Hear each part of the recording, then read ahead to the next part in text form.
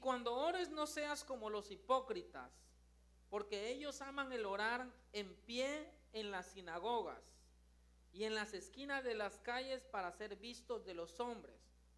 De cierto os digo que ya tienen su recompensa. Pregunto, ¿podemos orar siendo hipócritas? Por supuesto que sí. ¿Podemos orar de una manera incorrecta? Claro que sí.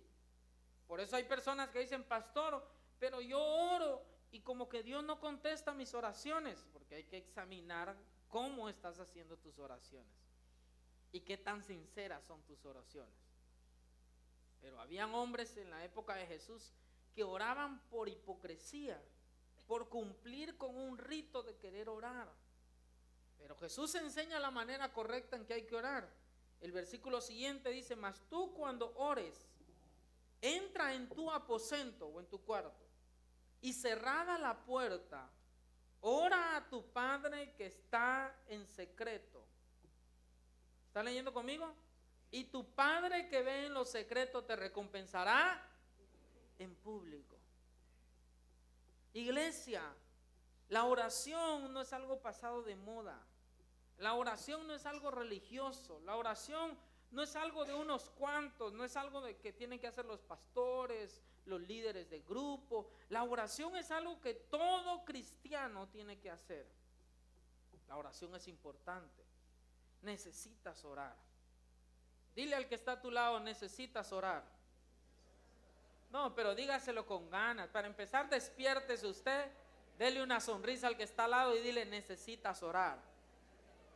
¿Qué es orar? Platicar o hablar con Dios. Pero necesitamos orar. Hoy en día hay cristianos modernos que no oran porque confunden el orar con el pensamiento positivo. Es que yo tengo fe y yo declaro que Dios está conmigo y no oro porque Dios está conmigo. Yo declaro que soy sano y que el milagro está en mi vida, pero necesita orar.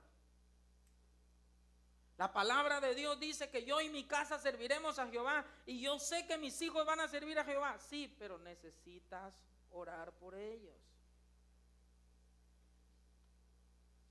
Necesitas orar. Díganlo fuerte conmigo, necesito orar. La oración es algo que se hace en secreto. Pero dijo Jesús, Dios que te ve en lo secreto, te recompensará en público. Los milagros, la unción, la gracia de Dios, eso es público. Pero eso se obtiene en un lugar secreto. Jesús acostumbraba a orar toda la noche y hacía milagros en 2 segundos. Algunos están al revés, oran 2 segundos y se pasan toda una noche esperando un milagro. Porque los milagros se gestan en la oración.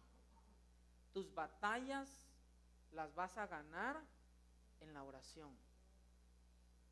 Hay personas que no oran porque ya dan por hecho que Dios sabe lo que necesitan. Si es que Dios sabe lo que yo necesito, claro que Dios lo sabe, pero Dios quiere escuchar de tu boca lo que necesitas. Pero es que Dios sabe que necesito un milagro. Dios lo sabe, pero Él quiere escucharte pedírselo. Dios sabe que a mí me hacen falta cosas que yo necesito. Dios lo sabe, pero Él necesita escucharte. No sean como esos noviecitos que uno le dice, oye, ¿y ya hablaste con el papá de la muchacha? No, pero ya lo sabe. Sí, pero ya hablaste con... No, pero ya lo sabe, si ahí voy, yo voy y salgo, ya lo sabe. Sí, pero hasta que no hablas, no se convierte en un compromiso. Dios sabe tus necesidades, pero hasta que no se las expones, no lo comprometes a suplirlas. No sé si me estoy explicando.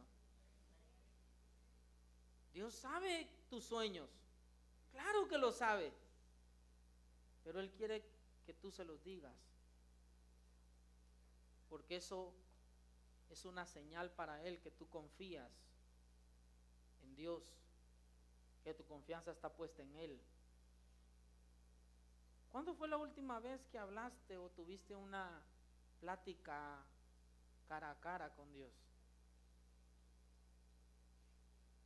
¿O somos de esos cristianos que, gloria a Dios, Dios está conmigo y se va? No, Dios está contigo, es cierto, no lo dudamos. Dios ha prometido sanarte, restaurarte, liberarte, eso lo creemos, pero tienes que orar. El Espíritu Santo estaba con Jesús, pero él oraba y los milagros sucedían. Era guiado por el Espíritu Santo. La oración no es algo pasado de moda, no es algo religioso, no es algo de viejitos, es algo que todos nosotros necesitamos practicar, vivir. ¿Cómo está tu vida en oración? Pregúntale al que está al lado, ¿cómo está tu vida de oración?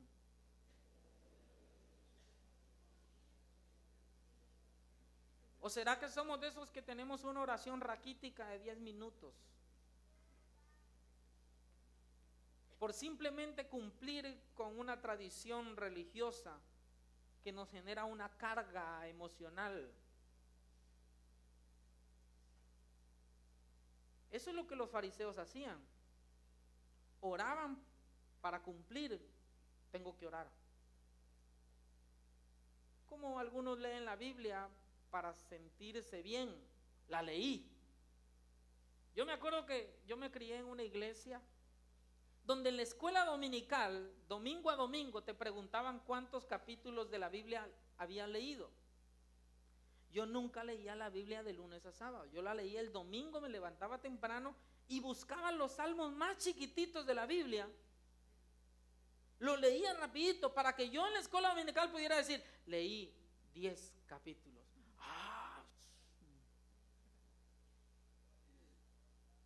Eso es lo que hacían los fariseos. Los fariseos iban a la iglesia para que los vieran. Yo espero que ninguno de ustedes venga a la iglesia para que su líder los vea, para que el pastor los vea, porque si no voy me regañan. Sino que vengas porque tienes hambre de Dios. No es lo mismo leer la Biblia por tradición a leerla porque tengo hambre de Dios. No es lo mismo orar porque tengo que orar a meterte a orar y a hablar con Dios porque tengo hambre de Él. Quiero estar con Él, quiero escucharlo, quiero que Él me escuche, quiero hacerle sentir lo que hay en mi corazón. ¿Por qué tenemos que orar? Hay muchas cosas por las cuales tenemos que orar. Yo solamente les voy a dar algunas por cuestión de tiempo. Quiero que me acompañen a leer 2 de Crónicas capítulo 7, versículo 14. Si se humillare mi pueblo, sobre el cual mi nombre es invocado, y oraren. Noten que no dice y cantaren. Hay gente que le invita a hacer un concierto y llega, pero lo invita a hacer una reunión de oración y no llega. ¿Por qué tenemos que orar? Por arrepentimiento y para que Dios pueda sanarnos. Es impresionante cómo al hacer una oración sincera para recibir a Jesús nuestra vida cambia. Pero tienes que orar. ¿Le fallaste al Señor? Ay, sí, el Señor me perdona. Dios todo perdona. Claro que te va a perdonar, pero tienes que orar. Tienes que hablar con Él, tienes que tener una conversación con Dios. Tienes que orar por arrepentimiento. Tienes que orar para que el Señor te sane, sea físicamente, sea emocionalmente, sane tu hogar, sane tu trabajo, sane tu economía. Tienes que orar. Iglesia, necesitamos orar. Hombres y mujeres que están aquí, necesitamos orar.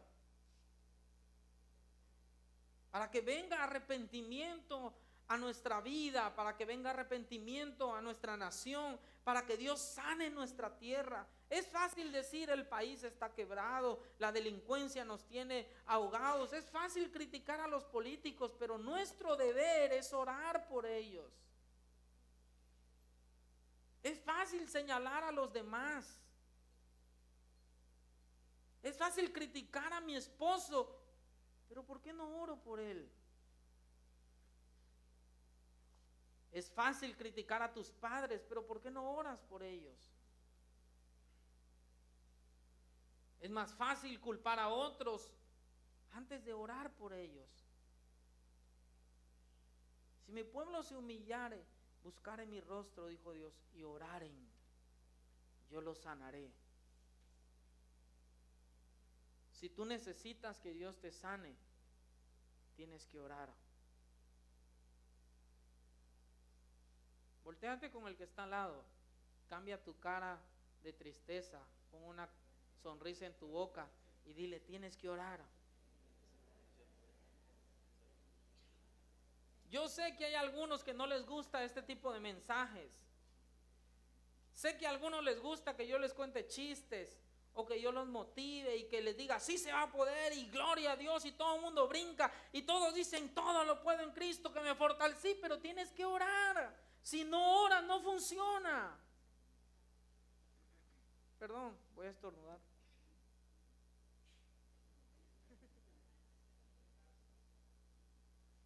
Si no oras, tus declaraciones no funcionan. Si no oras, eres igual que Walter Mercado, que se para a decir cosas y hace que la gente se sienta bien. Tienes que orar.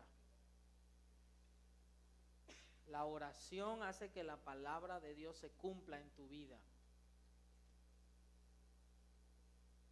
Levanta tus dos manos al cielo y di conmigo, Señor, y lo más fuerte, Señor, enséñame a orar. Amén. Dale un aplauso a Dios.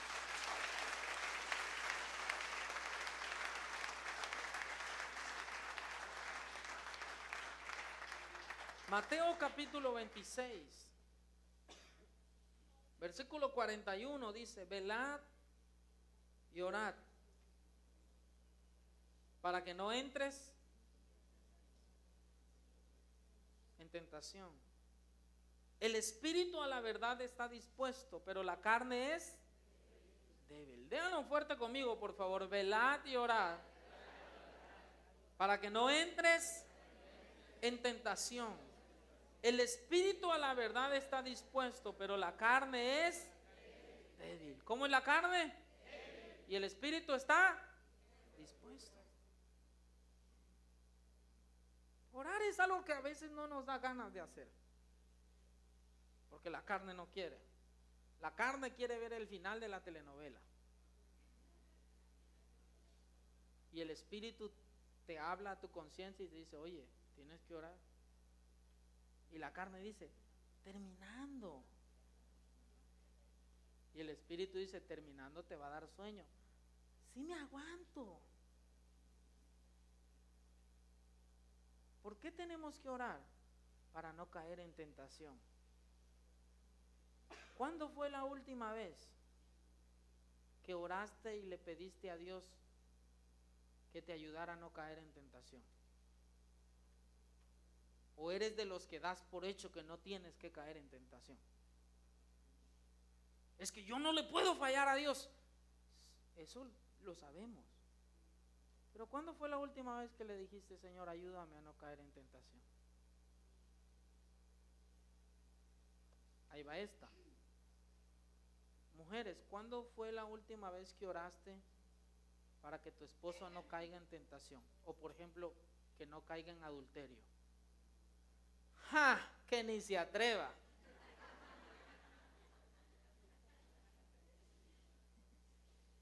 Lo mato. Lo mato, pastor. Sí, si quiere usted mátelo si quiere. Pero ¿cuándo fue la última vez que usted oró por eso? No, es que ya se lo tengo dicho, que ni se le ocurra. Sí, está bien. Pero recuerde algo. La carne es débil. Se ríe, yo no sé por qué.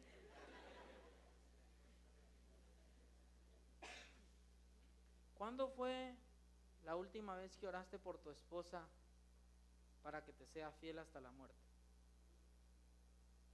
Ay, pastor, si me lo hace, la cuelgo. Sí, está bien, eso todo lo sentimos. Pero ¿por qué no orar por eso?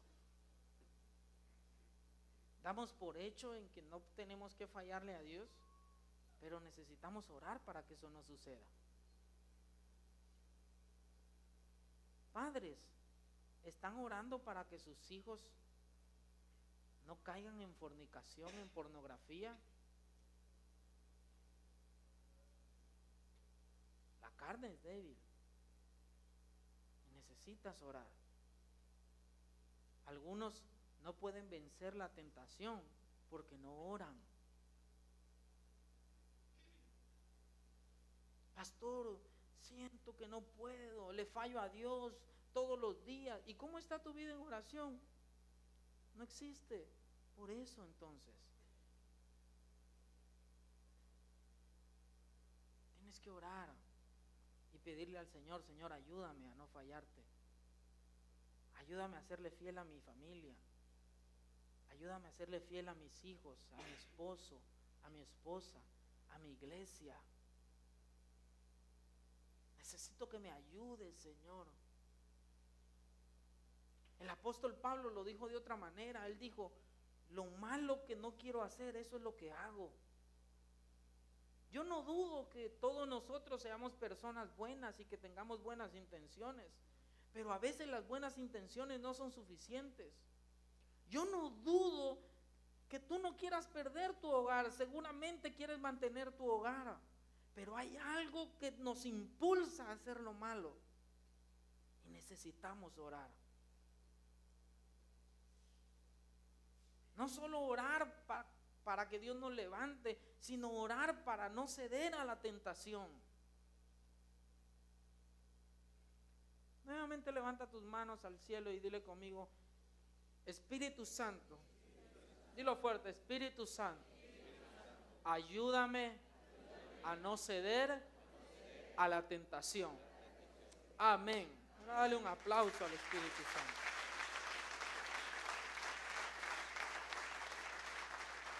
¿Cuántos necesitan que esa ayuda? Todos la necesitamos. Jesús le dijo a sus discípulos: tengan cuidado, estén orando para que no caigan en tentación, para que no cedan a la tentación. Tenemos que orar para que los milagros sucedan también.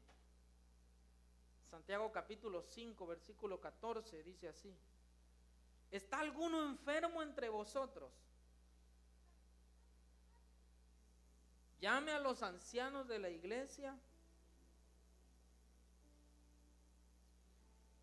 y lloren con ellos. Así dice. ¿Está alguno enfermo entre vosotros? Llame a los hermanos y quéjese con ellos. ¿Cómo dice? Entonces, léanlo. ¿Está alguno enfermo? Llame a los ancianos de la iglesia, a los líderes de la iglesia. ¿Y oren qué? Por él, ungiéndole con aceite en el nombre del Señor. Y la oración de fe salvará al enfermo, y el Señor lo levantará. Y si viene cometido pecados, le serán perdonados. ¿Sabe? Si usted está enfermo, ¿qué tiene que hacer? ¿Qué tiene que hacer? Dice: llame a los líderes de la iglesia, ancianos no necesariamente de edad, sino maduros en la fe. Llame a los líderes de la iglesia para que oren por usted. Hay algunas personas que son bien sentidas y dicen: yo estuve enfermo 5 días y nadie me vino a visitar. ¿Y usted le contó a alguien? No. Llame a los ancianos usted, el enfermo. El enfermo llamando a los ancianos. No sé si me explico. Esa es una de las ventajas de estar en un grupo en casa. Si usted no llega a ningún grupo en casa, usted no tiene a quién llamar para que oren por usted. Les recomiendo, si hay alguien aquí que no pertenece a una célula, un grupo en casa, que forme parte de ella. Si estás enfermo, llámalos, que oren por ti. Y la oración de fe te sanará. No llames a alguien para quejarte porque nadie te fue a ver. Llama a alguien para que vaya y ore por ti. Te unja con aceite y crea en el Señor y el milagro suceda. Los milagros no son para la gente que no conoce del Señor solamente, también es para los que ya conocemos al Señor. No suceda que seamos como el hermano del hijo pródigo, que teniéndolo todo, no disfrutaba de nada. Llame a alguien. ¿Hay alguien enfermo este día aquí? No se preocupe, levante la mano. No es pecado estar enfermo. Vamos a orar por usted esta mañana. ¿Le gustaría que oráramos por usted? Quizás tu matrimonio está enfermo.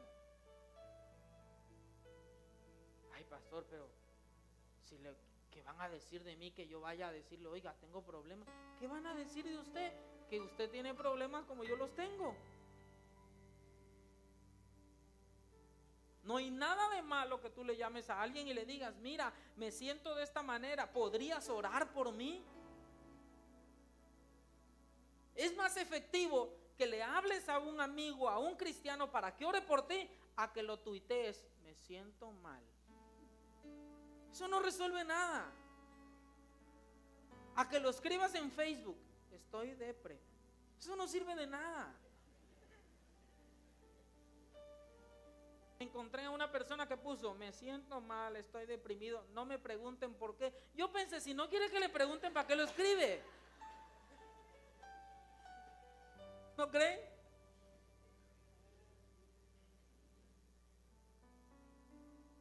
¿Por qué en vez de ir a llorar a algún lado, hundirte en la cueva de la depresión, no buscas a alguien y le dices, puedes orar por mí? Todos, incluyendo su servidor, en algún momento de la vida necesitas que alguien ore por ti. ¿Cierto o no? ¿Cuál es el prejuicio? Es que yo soy líder y ¿qué van a pensar de mí? ¿Qué van a pensar de usted que es tan humano como soy yo? Un liderazgo no tiene nada que ver. Pero es que si yo les digo que tengo problemas con la tentación y que estoy a punto de regresar atrás, es capaz y hasta me expulsan de la academia. ¿Qué lo van a expulsar? ¿Cuál es el problema que vaya con alguien y le diga, oye, estoy a punto de volver atrás? Siento que la tentación me está ganando terreno. ¿Puedes orar por mí? No, pero ahí estamos. Yo voy a poder, no le voy a decir a nadie. Y esto yo lo tengo que ver de qué manera lo soluciono. Y no lo solucionas.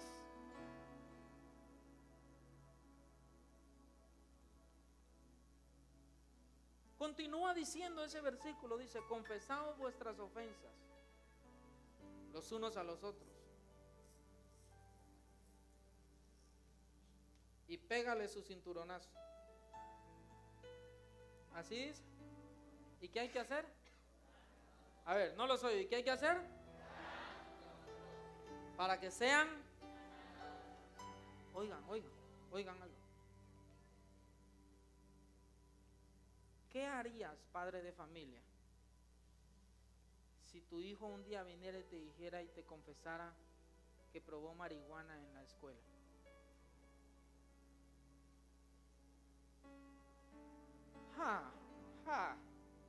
Que lo intente.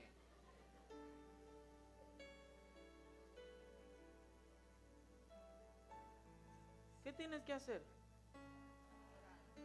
¿Qué tienes que hacer? Voy a decir algo que para algunos es un poco difícil de entender. ¿Qué pasaría si una de tus hijas te confesara que ya no es virgen y tú crees que lo es?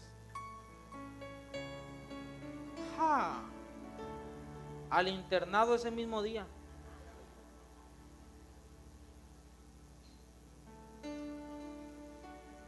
O que tu hijo consume pornografía. Lo mato.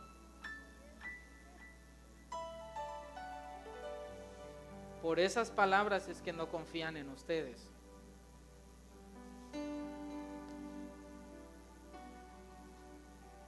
Ora por él. Da coraje, por supuesto que da coraje. Da ganas de apretarles el pescuezo, por supuesto que dan ganas.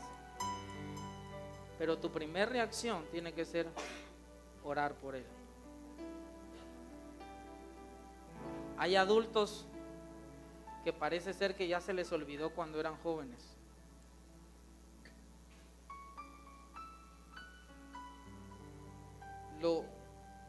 Lo abrumoso que es la tentación. Ahora, no estoy diciendo que lo justifiques, por supuesto, no se puede justificar. Por supuesto que tienes que tomar medidas, por supuesto que tienes que disciplinarlos, pero tu primera reacción tiene que ser: ven para acá, voy a orar por ti, para que el Señor te dé fuerza a no volverlo a hacer, para que el Señor te ayude a vencer esa tentación. Después lo cinturonea si usted quiere cinturonearlo, después lo encierra si usted quiere encerrarlo, después lo pone patas para arriba si usted quiere hacerlo, pero su primera reacción tiene que ser: voy a orar por ti, para que sus corazones sean sanados. Si hay algo en tu corazón que tú sabes que no es correcto, necesitas orar y pedirle al Señor que lo saque de ahí.